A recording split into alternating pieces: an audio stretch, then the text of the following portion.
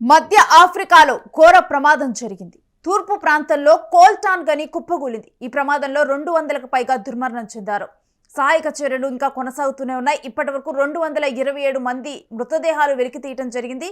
ఇక మృతుల సంఖ్య ఇంకా పెరిగే అవకాశం కనిపిస్తూ ఉంది. మొత్తం 200కు పైగా కూడా మృతుల సంఖ్య ఇప్పటికి తెలిసింది.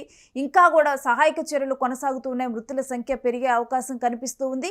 ఇక మొత్తం కూడా దీనికి సంబంధించి అసలు ఆ కోల్టాన్ గనిలో ఎంతమంది పనిచేస్తున్నారు, ఆ ప్రాంతంలో ఎంతమంది ఉన్నారు, మొత్తం కూడా ఈ రిజిస్టర్స్ ఇవన్నీ కూడా పరిశీలిస్తున్నటువంటి నేపథ్యం అక్కడ కనిపిస్తుంది. దీనికి సంబంధించిన డీటెయిల్స్ మా ప్రతినిధి వెంకట్ అడిగి తెలుసుకుందాం.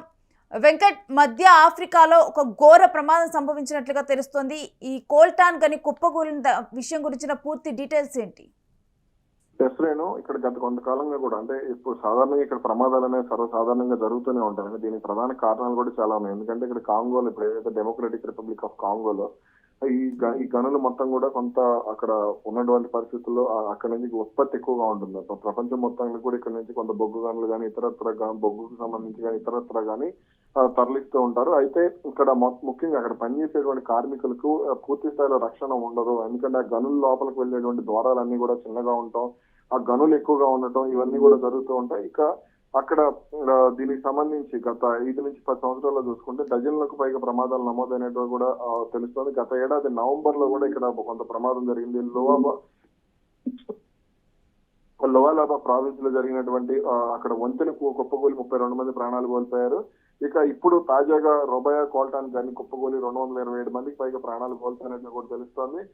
అక్కడ సాధారణంగా ప్రమాదానికి గల కారణాలు ఏంటి అని ఒకసారి చూస్తే, వర్షాకాలంలో అక్కడ నేల బలహీనంగా మారుతుంది. దీని కారణంగా కొంత ఆ గనుల్లో ఉన్నటువంటి పైకప్పు కూలే అవకాశం ఉంటుంది. అదేవిధంగా వర్షాల సమయంలో ల్యాండ్ స్లైడింగ్ అంటే కొండ చర్యలు విడిగి పడటం కానీ, అదేవిధంగా అక్కడ నేల మెత్తబడటం కానీ ఇవన్నీ కూడా జరుగుతూ ఉన్నాయి. అదేవిధంగా అక్కడ కొంత రెబల్స్ ఇటువంటి కార్యక్రమాలు కూడా దిగుతూ ఉంటారు. అంటే ఏదైనా చిన్న చిన్న బాంబులు పెట్టి అక్కడ కూల్చి ఆ మరణాలకు కూడా పాల్పడుతూ ఉంటారనే ప్రచారం కూడా జరుగుతోంది. ఇక తాజా సమాచారం ప్రకారం అయితే 227 మంది ప్రాణాలు కోల్పోయారు. ఇందులో కార్మికులు, అలాగే చిన్న పిల్లలు, అక్కడ ఉన్నటువంటి మహిళలు కూడా ప్రాణాలు కోల్పోయినట్టుగా కూడా తెలుస్తుంది. అదేవిధంగా సహాయక సిబ్బంది కూడా కొంతమంది ప్రాణాలు కోల్పోయారు. ఎవరైతే అక్కడ గాయపడిన వారిని తరలించే సమయంలో కూడా మళ్లీ ప్రమాదం జరగడంతో మృతుల సంఖ్య ఎక్కువగా పెరిగింది. ఇక అక్కడ రోడ్లు కూడా సరిగా లేకపోవడం, అలాగే అక్కడ నుంచి ఏదైనా వైద్య సదుపాయాలు కూడా, ఏదైనా ప్రమాదం జరిగిన సమయంలో వైద్య సదుపాయాలు కూడా పూర్తి స్థాయిలో లేకపోవడం, అక్కడ గనులైతే గనులకు సంబంధించి పూర్తి స్థాయిలో ఉన్నాయి. అంటే అంతర్జాతీయంగా అమెరికా పెత్తనం కానీ, లేదంటే అటు కొంత రష్యా పెత్తనం కానీ ఇక్కడ కొంత నడుస్తూ ఉంటుంది.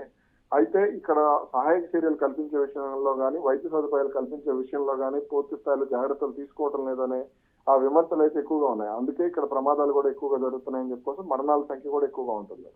రైట్. ఆ కోల్టాన్ గనిలో ఏ మెటీరియల్ వెలికి తీస్తూ ఉంటారు వెంకట్?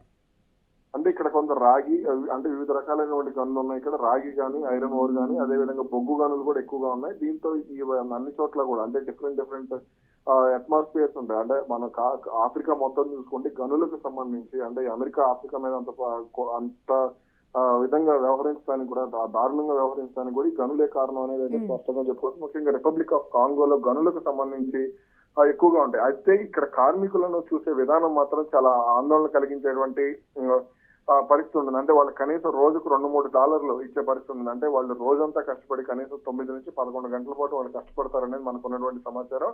అక్కడ వాళ్ళకి ఇచ్చేది కూడా $2-3, అంటే మన కరెన్సీలో వాళ్ళకి ఇచ్చేది $300 నుంచి $350 కూడా కష్టంగా ఇచ్చేటువంటి పరిస్థితి ఉంది. అదే విధంగా మెషిన్లు లేకుండా స్థానిక కార్మికులు మొత్తం కూడా చేతులతో అక్కడ తవ్వే పరిస్థితి కూడా ఉంటుంది. కాబట్టి ఇక్కడ కొంత ప్రమాదాలకు, అదేవిధంగా అనారోగ్య సమస్యలకు కూడా కారణంగా మారుతుంది. ముఖ్యంగా మీరు ఇందాక అడిగినటువంటి ప్రశ్నకు సంబంధించి ఇక్కడ కోల్టాన్ ఈ గనులకు సంబంధించి అంటే వీళ్ళు తీసేటువంటి ఖనిజాలు ఏవైతే ఉన్నాయో, మొబైల్ ఫోన్లు కానీ, కంప్యూటర్లు కానీ, ఏరోస్పేస్ విభాగాలకు కానీ, లేదంటే గ్యాస్ టర్బైనర్లకు కానీ వాటికి కూడా ఎక్కువగా వినియోగించే పరిస్థితి ఉంది అక్కడ దొరికే మెటీరియల్. అదేవిధంగా బొగ్గు గనులు కూడా ఇక్కడ భారీగా ఉన్నాయి. అయితే ఇక్కడ సరైనటువంటి చర్యలు లేకపోవడమే ప్రమాదాలకు కారణంగా చెప్పుకోవచ్చు. అంటే 90% ఈ ప్రమాదాలకి కారణం నిర్లక్ష్యమే అని చూడాలి. నిర్లక్ష్యం కాదు, నియంత్రిత వైఖరి అని చెప్పుకోవచ్చు. నిర్లక్ష్యం కాదు, నియంత్రిత వైఖరి. అంటే అక్కడ కార్మికులను చూసి మన KGF సినిమాలో ఏ విధమైనటువంటి పరిస్థితులు చూసాం, దాదాపు ఇక్కడ కూడా అటువంటి పరిస్థితులే ఉంటాయి. అంటే ఆ $200-300 వాళ్ళు $2-3 అంటే మన కరెన్సీలో $300 నుంచి $310 అంత కూడా ఉండదు, $300 లోపే ఉంటుంది దాదాపుగా. కాబట్టి అక్కడ ఉన్నటువంటి పరిస్థితి ప్రకారం అక్కడ కాంగోలో ఆహారం కూడా వాళ్ళకి అందించే పరిస్థితి ఉండదు. ఆహారం కానీ ఒకవేళ వాళ్ళు తీసుకువెళ్ళాలి అని అంటే కుటుంబ సభ్యులు తీసుకుని వెళ్ళాలి. చిన్నపిల్లల ద్వారా లోపలికి ఎవరైతే ద్వారాలు చిన్నగా ఉంటాయో అక్కడ చిన్నపిల్లల ద్వారా లోపలికి ఆహారం పంపిస్తూ ఉంటారు. అంటే 6 ఏళ్ళు 7 ఏళ్ళు ఉన్న పిల్లలు లేదంటే 10 ఏళ్ళు లోపు ఉన్న పిల్లలతో ఆహారం లోపలికి పంపిస్తుంటారు. ఆ మార్గంలోనే వాళ్ళు పట్టే అవకాశం ఉంటుంది. అలాగే ఆక్సిజన్ సదుపాయం కూడా అక్కడ సరిగ్గా ఉండదు అనేది కూడా కొంత భూగర్భ గనులు ఎక్కువగా ఉంటుంది. ఆక్సిజన్ కూడా సరిగ్గా ఉండదు అనే ఆందోళన కూడా కొంత వ్యక్తమవుతూ ఉంటుంది. అటువంటి పరిస్థితుల్లో పనిచేస్తున్నారు. దీన్ని నియంత్రిత వైఖరిగానే చెప్పుకోవచ్చు. మనం వాడే ప్రతి మొబైల్ లో కూడా అక్కడ నుంచి వచ్చేటువంటి గనులకు సంబంధించినటువంటి ఏదో ఒక వస్తువు అయితే ఉంటుంది. మరి దీనికి సంబంధించి ఎప్పుడు కూడా మధ్య ఆఫ్రికాలో ఉన్నటువంటి వారు నిరసనలు తెలపటం కానీ ఇవేమీ జరగలేదా? అంటే దీనికి వాళ్ళ ఆర్థిక పరిస్థితే కారణమా? నిరసనలు అంటే అక్కడ పని దొరికితే చాలు అనుకునే పరిస్థితి కూడా చాలా వరకు కూడా ఉంది మధ్య ఆఫ్రికాలో. చీకటి ఖండం అనే ఆఫ్రికాను ఉడికినాం కదా, అక్కడ ఉన్నటువంటి పరిస్థితులు కూడా చాలా దారుణంగా ఉంటాయి. ఇప్పుడు మామూలుగా అమెరికా కానీ లేదంటే ఈ అగ్రరాజ్యాలు మొత్తం కూడా అంటే ఆఫ్రికాకు సంబంధించి ఏదో చిన్నపిల్లలకు నోట్లో నీళ్లు పోసి లేదంటే ఫోటోలు తీసి ఇటువంటి పరిస్థితులు ఏదో గద్దలో రాబందులు ఉన్నట్టు అమెరికన్ మీడియా కానీ వీళ్ళందరూ హైలైట్ చేస్తూ ఉంటారు. కానీ అసలు ఆఫ్రికా చీకటి ఖండంగా మారడానికి సామ్రాజ్యవాదం అనేది కారణం. అక్కడ వాళ్ళు తీసుకుంటున్న వాటి నిర్ణయాల వల్ల వాళ్ళు చేస్తున్నటువంటి పెత్తనం కారణంగా అక్కడ ఇటువంటి పరిస్థితులు ఉన్నాయి అనేది అయితే స్పష్టంగా చెప్పొచ్చు. చెగువేరా టైం నుంచి కానీ చెగువేరా కూడా దీనికి సంబంధించి ఆఫ్రికా చీకటి ఖండంగా మారడానికి అమెరికానే కారణం చెగువేరా కూడా ఎప్పుడో చెప్పారు. ఇటువంటి పరిస్థితులు ఉండటానికి కారణం కూడా వాళ్లే, అక్కడ అమెరికానే చెప్పుకోవచ్చు. ఇక్కడ పెత్తనం మొత్తం కూడా గనులన్నీ కూడా అమెరికానే నిర్వహిస్తోంది అనే విషయం అయితే స్పష్టంగా చెప్పుకోవచ్చు. ఇక దాదాపుగా ప్రపంచానికి సంబంధించి కోల్టాన్ గనులకు సంబంధించి అయితే వాళ్ళు ఉత్పత్తిలో సుమారు 15% వాటా కలిగి ఉన్నారు.